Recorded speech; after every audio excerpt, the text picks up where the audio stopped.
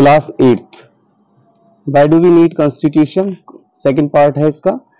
We need a constitution because without it would be very difficult to govern the people of the country. Means क्या है कि अगर हमारे पास constitution available नहीं है, ठीक है, तो हम कॉन्स्टिट्यूशन के बिना किसी भी तरह से जो हमारे पीपल हैं उन पीपल को इजीली गवर्न, इजीली मैनेज नहीं कर सकते, ठीक है। या फिर अगर हम बात करें कॉन्स्टिट्यूशन है क्या, तो a set of defined values, क्या है, a set of defined values, duties and laws serve as framework upon which the country run. मतलब एक इस तरह का एक सेट है जिसको डिफाइन किया, जिसके अंदर बहुत सारी वैल्यूज को डिफाइन किया गया, बहुत सारी ड्यूटीज को डिफाइन किया गया, लॉज को डिफाइन किया गया है, जो कि किसी कंट्री को इजीली रन करने के लिए एक फ्रेमवर्क क्रिएट करती हैं, एक मैप क्रिएट करती हैं कि हम इस कंट्री को इस तरह से रन करेंगे, ठीक है ना। These defined values, duties and laws are often set forth in the constitution. मतलब कॉन्स्टिट्यूशन के अंदर ये सारी की सारी चीजें इंक्लूड की जाती है, ठीक है। नेक्स्ट हम बात करते हैं reason why the constitution is important. मतलब ऐसा क्या रीजन है जिसके थ्रू कॉन्स्टिट्यूशन इंपॉर्टेंट होता है। The constitution provide collective individual powers to the people of the country. मतलब कॉन्स्टिट्यूशन क्या है कि एक तरह से जो इंडिविजुअल है, जो पीपल्स हैं उनके लिए कलेक्टिव और इंडिविजुअल पावर प्रोवाइड करती है। It provide a specific legal framework that ensure that people get justice. मतलब एक तरह का लीगल फ्रेमवर्क प्रोवाइड किया जाता है जिसके थ्रू क्या होता है, पीपल जो है वो जस्टिस या एक तरह से न्याय उनको मिलता है। The constitution specify the type of government of the country has and how it must function. मतलब कॉन्स्टिट्यूशन ये स्पेसिफाई करता है कि गवर्नमेंट, जो कंट्री की जो गवर्नमेंट है वो किस तरह से अपना फंक्शन करेगी। अदरवाइज गवर्नमेंट क्या करेगी, अपनी मनमानी चलाएगी, तो उस मनमानी को ना चलाया जाए, इसलिए क्या करता है कॉन्स्टिट्यूशन उसको स्पेसिफाई कर देता है। It lays down the limitation of government and it's power. ये क्या करता है, जो गवर्नमेंट है उस गवर्नमेंट की पावर में को क्या कर देता है, लिमिटेड कर देता है, ठीक है, लिमिटेड कर देता है। Next is the constitution lays down specific set right, duty, responsibility on the of the people. मतलब सेम एज अबव कि कॉन्स्टिट्यूशन क्या कर रहा है, एक तरह से एक तरह का सेट है जिसके अंदर राइट्स दे रखे हैं, जिसके अंदर ड्यूटीज दे रखी हैं, जिसके अंदर रिस्पॉन्सिबिलिटी दे रखी हैं, किसके लिए, पीपल्स के लिए। पीपल की रिस्पॉन्सिबिलिटी क्या है, पीपल को किस तरह के राइट्स दिए गए, ड्यूटीज दी गई, ठीक है। नेक्स्ट है फीचर्स। अगर हम फीचर्स की बात करें तो कॉन्स्टिट्यूशन के फीचर क्या है। सबसे पहले अगर हम बात करें इंडियन कॉन्स्टिट्यूशन की, तो इंडियन कॉन्स्टिट्यूशन का सबसे पहला मोस्ट इंपॉर्टेंट फीचर है, ये सबसे बड़ा लेंथियस्ट रिटन कॉन्स्टिट्यूशन है।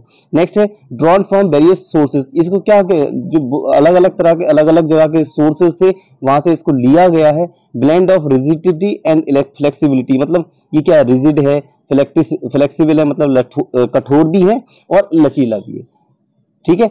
Federal system with unitary Beas. मतलब जो फेडरल सिस्टम है वो किस पर बियास है, वो यूनिटरी पर बेस है, ठीक है। अगर हम बात करें गवर्नमेंट की, तो गवर्नमेंट कैसी है, गवर्नमेंट की जो फॉर्म है वो यहाँ पर कैसी है, पार्लियामेंट्री फॉर्म है।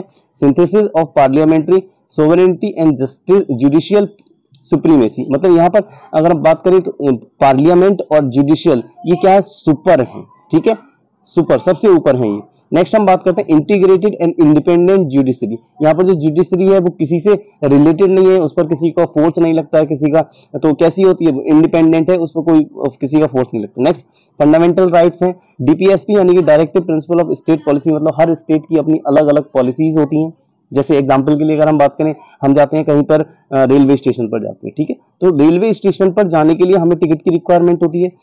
अब कॉन्स्टिट्यूशन कह रहा है कि हम पूरे इंडिया में कहीं पर भी घूम सकते हैं, हमसे कोई वीजा, पासवर्ड, कोई किसी भी तरह की अथॉरिटी नहीं मांगी जाएगी। बट रेलवे क्या कहती है, रेलवे कहती है कि अगर आपको हमारे प्लेटफॉर्म पर मूव करना है, घूमना है, ठीक है, विजिट करना है, तो आपके पास एक ऑथराइज्ड टिकट होना चाहिए। ठीक है, ऐसे ही अगर हम कहाँ जाते हैं, हम एयरपोर्ट पर जाते हैं, कहाँ पर, एयरपोर्ट पर, तो एयरपोर्ट पर भी जाने के लिए क्या करना है, हमारे पास एक ऑथेंटिक टिकट होना चाहिए। अगर टिकट नहीं है, ऑथेंटिसिटी वहां की अगर हमारे पास परमिशन नहीं है, तो हम एयरपोर्ट पर नहीं जा सकते। एयरपोर्ट पर क्या करेंगे, जो भी वहां के सिक्योरिटी कर्मचारी होंगे वो क्या करेंगे, हमको अरेस्ट कर देंगे या फिर वहां जाने से रोक देंगे। नेक्स्ट इज है फंडामेंटल ड्यूटीज। फंडामेंटल ड्यूटीज होनी Indian secularism universal adult franchise, मतलब यूनिवर्सल, हर कैंडिडेट जो ऐसे 18+ ईयर के हैं, ठीक है, उनके पास एक राइट होता है, राइट टू वोट। ठीक है, तो राइट टू वोट क्या है, यूनिवर्सल एडल्ट फ्रेंचाइजी में। सिंगल सिटीजनशिप मतलब सिटीजनशिप हमारे पास कैसी है, सिंगल सिटीजनशिप है, हम एक जगह की सिटीजनशिप से पूरे इंडिया के किसी भी स्टेट में कभी भी जा सकते हैं, घूम सकते हैं, तो ये हमारा क्या है, सिंगल सिटीजनशिप है। ठीक है, next emergency provision. Emergency provision होता है कभी कभी इमरजेंसी लगाई जाती है। ठीक है, 3 टियर गवर्नमेंट है। 3 टियर गवर्नमेंट मतलब 3 टियर गवर्नमेंट है, जिला पंचायत, ग्राम पंचायत, ब्लॉक पंचायत, इस तरह से 3 टियर गवर्नमेंट है। अब हम बात करते हैं सेक्युलरिज्म की। सेक्युलरिज्म क्या है? Secularism is an ideology that says religion should not be involve with ordinary social political activities of the country. मतलब क्या है कि कोई भी जो कंट्री है उस कंट्री में कहीं पर भी रिलीजियन को इन्वॉल्व नहीं किया जाता है, चाहे वो पॉलिटिकल एक्टिविटी हो, चाहे वो हमारी ऑर्डिनरी सोशल एक्टिविटी हो। ठीक है, इससे क्या मतलब होता है कि कोई भी स्टेट है, उस स्टेट के पास कोई भी ऑफिशियल रिलीजियन नहीं होगा। क्यों नहीं होगा? क्योंकि अगर ऑफिशियल रिलीजियन होगा तो उसको हम क्या करेंगे, ऑर्डिनरी सोशल, ऑर्डिनरी मतलब सोशल और पॉलिटिकल दोनों एक्टिविटी में इन्वॉल्व कर लेंगे।